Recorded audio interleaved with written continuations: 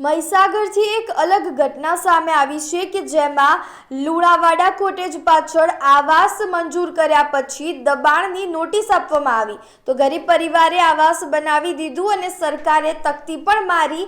ત્યારબાદ સરકારને ખબર પડી કે આ સરકારી જગ્યા છે।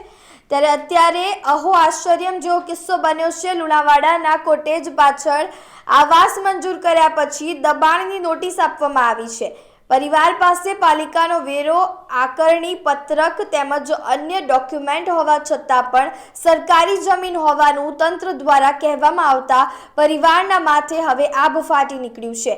पालिका तंत्र द्वारा आवास मंजूर तो करवामां आव्युं अने तकती पण लगाववामां आवी।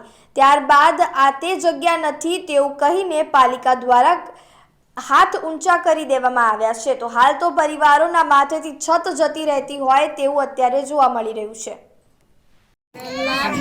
અમારા જોડે બધું ગ્રુપ છે જમીન અમારી ઘર વેરું ભરતા હતા આકારણી બી છે પછીથી અમને એક જ નોટિસ આપી હતી અને ઘર તોડવામાં આવ્યું છે તે એ નોટિસ અમે પાછી રજૂ કરી હતી અમને તો અમને પછી કે તમે અરજી આપી દો તો તમને તમારું ઘર નહીં પડે એમ તો અમે પાછી અરજી આપી અને કાગળિયા બધા ડોક્યુમેન્ટ અમે બધા જરૂર એમને હાજર કર્યા હતા। અમારા આટલા તો શું કીધું ડોક્યુમેન્ટ બતાવ્યા તો પણ એવું કશું થાય નહીં તમારે નહીં પડે એમ કીધું હતું અમને એટલે અમે પછી બેહી રહ્યા। તમે કેટલા વર્ષોથી રહો છો?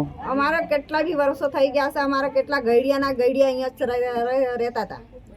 મારા સસરાના બાપાના બાપા જ નહીં હતા। તમારી પાસે સરકારની કઈ કઈ સુવિધા તમને મળી હતી? પાણી, લાઈટ, શું શું મળ્યું હતું તમને? અમને ઘર પાણીની સુવિધા મળી, લાઈટ મળ્યું અમને। નરે બી નગરપાલિકાના આયા અમારા જોડે અને ઘર સહાય આપ્યો છે સરકાર મોદીને હાથે અમે આવું આપેલું હતું અમારે। આજ રોજ આ તો રેવન્યુ સર્વે નંબર 110 અને સિટી સર્વે નંબર 5110 આ સરકારી પડતર જમીન છે અને એમના ત્યાં અમે દબાણ આજ દૂર કરી રહ્યા છે। એમના ઘણા બધા સમયથી અમે નોટિસ આપી રહ્યા હતા। 3-4 મહિના પહેલા પણ એમના એકવાર નોટિસ આપેલા હતા અને અત્યારે ઉત્તરાયણ સુધી અમે રોકેલા હતા અને અત્યારે આ દબાણની પ્રક્રિયા દૂર કરવાની પ્રક્રિયા સવારથી શરૂ છે અને આ સાંજ સુધી આ ચાલશે। કાચા પાકા મકાનો છે અને આ દબાણો ઝડપથી દૂર કરવાની ચાલી રહ્યા છે।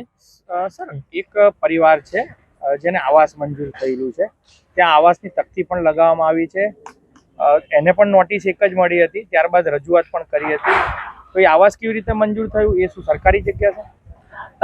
આ વાત અમારી જાણ હેઠળ છે। 3-4 મહિનાથી અમે જોઈ રહ્યા છે પણ અમે આ જોયેલ છે કે આ સરકારી જમીનમાં મકાન બનાવેલ છે અને એમની જમીન પાછળના ભાગે છે, એમનું સિટી સર્વે નું એવું કેવું છે એમાં। સર આમાં આવાસ સરકાર મંજૂર કરતી હોય છે, પૈસા પણ સરકાર આપતી હોય છે, તો એની દેખરેખ કરવામાં નહીં આવી હોય, કેવી રીતે તકતી લગાવવામાં? એક અરજદારની પણ જવાબદારી છે ને કે અમારે જમીન અમારા મકાન બને છે આ કરેક્ટ જમીનમાં બનાવે, આ તો એમની જવાબદારી છે ને, સરકારની તો જવાબદારી છે કે સરકાર દ્વારા પણ એક લોકેશન ટ્રેક કરવામાં આવતું હોય છે જે તે સમયે એ દરમિયાન સરકારી જ કર્મચારી આવ્યા હશે ને ત્યાં?